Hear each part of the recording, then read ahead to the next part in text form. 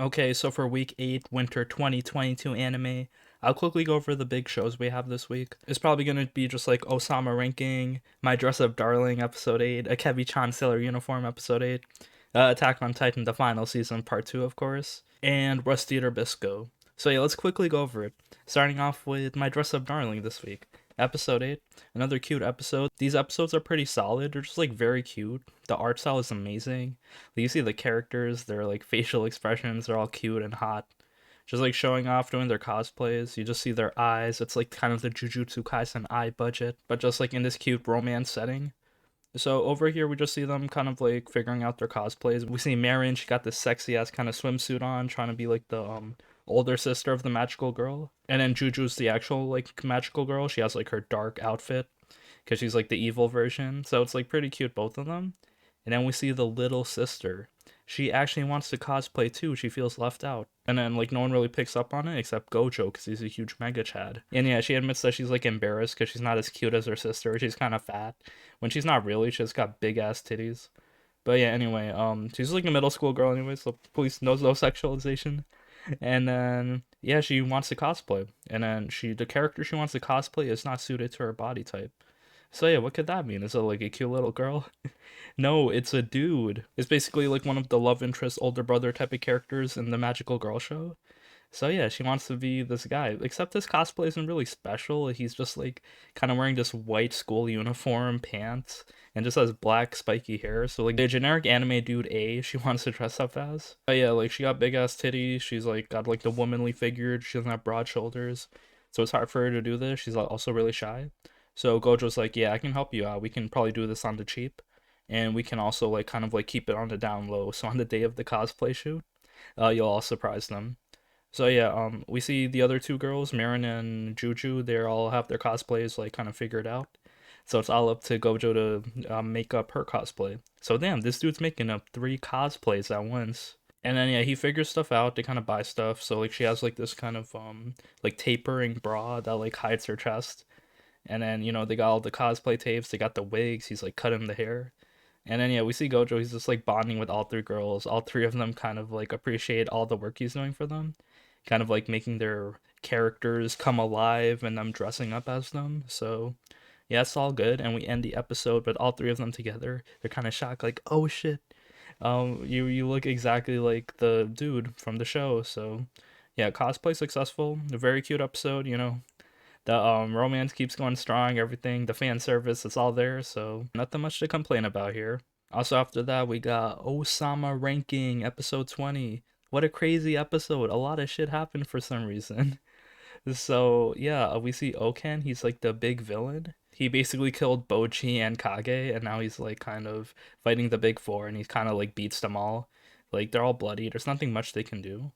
So then after that we see them in the afterlife. So we see Miranjo.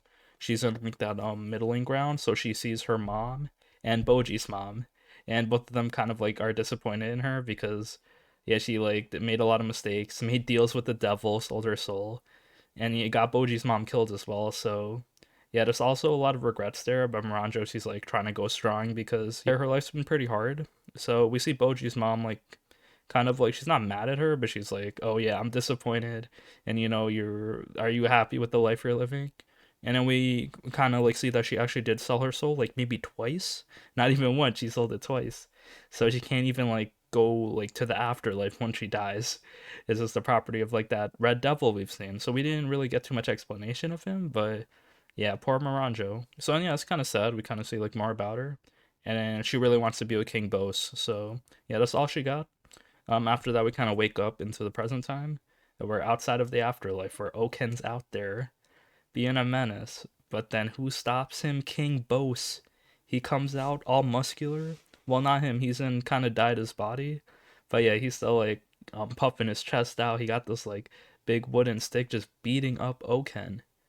So yeah, what a savage. This dude Bose, he's cannot be fucked with. So yeah, he beats up Oken, but yeah, of course Oken regenerates.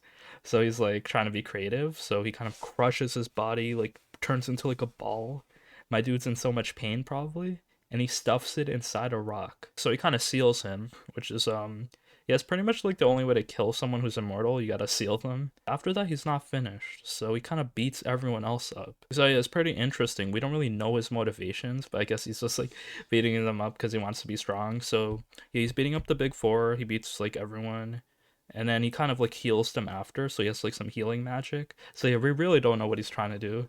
But he seems to be like the antagonist now. Like he doesn't seem to be good. And he also like still dyed his body, so we still gotta solve that. And then after that, Boji kind of confronts him.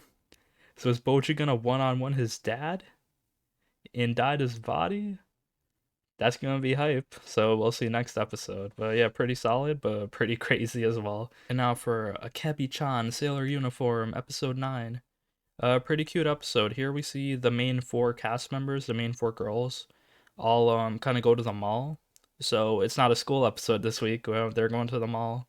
So yeah, they wear their kind of street clothes. It's like pretty kind of stylish. So they have these country girls are just showing off high fashion. And then yeah, they go to the mall together. So Akebi's with Kojo, who's like the girl that reads books a lot, and wears glasses. And it's also Kisaki. She got the blonde hair, and then Usagihara. So yeah, they're all hanging out. Their kind of like goal is to buy stuff for the sports competition. Also, yeah, basically slice of life, just like hang out in a mall.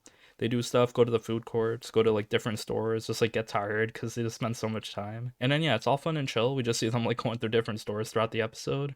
And then the big thing happens, bro. So heartbreaking. Kojo, she dropped her bookmark, her precious bookmark. We get like a whole like kind of backstory about her bookmark, how it was like given to her as a reward for like this essay competition, and it kind of inspired her to like read books, literature, and be kind of like an author in the future. So yeah, this bookmark is gone. We gotta find it. We scour the whole mall, all four of them split up, retrace their steps, but cannot find it. So damn, it's like we get this whole death scene for this bookmark. It's gone. We gotta move on. But no, we actually see it. It's actually in front of the mall. Someone tied it to a balloon and tied it to a post, so it's like easily noticeable. And yeah, we mission accomplished. We got the bookmark. However, a big gust of wind comes through, and the bookmark with the balloon it flies away. She lets go of it. But then it gets stuck to a tree. So this was actually like pretty funny because it's like, damn, it looked like the bookmark was about to die. But then it gets caught up in a tree, and then she jumps up, grabs it. Akebi catches her, and yeah, it's like pretty chill. This bookmark was important, but yeah, very wholesome episode. Really liked it. And now for Attack on Titan, the final season, part 2, episode 9. It's pretty chill episode. It's kind of like more talking information episode. We see people just like camping, talking about their feelings and stuff. Like, oh yeah, we're an alliance now. So we gotta figure out what we're gonna do. We see Han, she's kind of like, yeah, genocide is bad. So we gotta stop Eren. But how do we stop him? He's like this big ass skeleton titan with like his army of like colossal titans just like starting to rumble. So how are they gonna chase them? Yeah, the episode was kind of meh. I thought like these explanations were okay because you know you gotta have this. You gotta have like both sides kind of talk and figure things out. But yeah, nothing really got resolved to be honest. But you would just see like Reiner. Reiner's like the big part because he like obviously regrets his actions. He killed so many people. He like kind of just like hates his life because he lives kind of a double life as well, with like the people inside the island and the people outside. So he has like that multiple personality disorder. He's just so sad. And he kind of apologized to John. Like they kind of like lay out the groundwork. Like, oh, we got Marco killed. Oh, we're sorry. We regret our actions. He keeps talking, and then John kind of like kicks him, beats him up a little. But then they kind of make up in the morning. So I guess that's all it takes. Just say sorry. But it was like but yeah, this episode wasn't really amazing. We also see like none of the characters really had any like thing to do or say. Like none of the main characters, Mikasa or Armin, are just like in the back. Gabby, Falco were chilling, so yeah, they're nice. We see Annie there, bro. She adds nothing. Like she's so greedy. I kind of like how unashamedly they make Annie as a character, just portray her as like, oh yeah, I don't care. I just want to see my dad. So I guess we'll team up. And we also see like Mikasa is about to like square up with Annie because she's like, what are you gonna do if you can't kill Eren? How are you gonna stop him? Because you guys are friends with him. But yeah, overall, the story goes on. I think another cool thing that happened, we see John kind of fantasizing in the beginning. He's like dreaming. He's like, oh yeah, what if I lived this life where I had a family? And we see him actually getting married to Mikasa in his fantasy. Yeah, besides that, I think that's the only kind of like memorable thing in this episode. And yeah, I guess we'll continue on. We see kind of Flock being evil. So yeah, our next step, we'll probably have to deal with Flock. And then now for Rusty Eater Bisco, episode 7. A pretty solid episode. I liked it. The action was nice, although like, it wasn't really that tense or anything. So like it was also very predictable. So we see Paul got kidnapped by like the governor dude, and then yeah, he just like asks for Panda to come through and bring Akaboshi with him. So yeah, Panda goes by himself, and then we see the governor. He wants the secret on how to make the Rust Eater medicine, and we kind of see everything's kind of a conspiracy. So yeah, he kind of explains it. He's basically working with the government, and they kind of want to stop the medicine from being built, like this Rust Eater medicine, because okay, so we know mushrooms are good, and then he's the one to spread the lie that mushrooms are bad, just to like make money, because the government is like, okay, if we don't tell the people about the cure for the rust, and we just charge them for treatments, but we don't actually make the cure, then we can just like make even more profit. Because if the cure for rusting comes out, then we'll make less profit because like people don't need the treatment; they'll just be instantly cured. So yeah, damn, very realistic to like modern healthcare. But yeah, overall, yeah, Bisco, he doesn't want to reveal the secrets or anything. So yeah, they kind of fight. We see Bisco actually like squaring up, shooting arrows, like having a knife and slashing the governor. So he kind of stabs him with this like poison. Thing is, the governor is a mushroom keeper, so he has like the antidote to the poison, and yeah, he's also pretty capable. So he counterstabs Panda with this puppet shroom, which makes him able to control him. But then Bisco comes in to rescue him, shoots arrows at the governor, cuts his arm off. Well, his arm is prosthetic, so it was already cut off. The thing is, he didn't know Panda was controlled, so Panda actually shoots Bisco with this rust arrows. And then things are looking bad, but then we see Jabi rescuing them. And then yeah, everything's all good at the end. Jabi rescues them. He also rescues Pau, so everyone's pretty safe so far.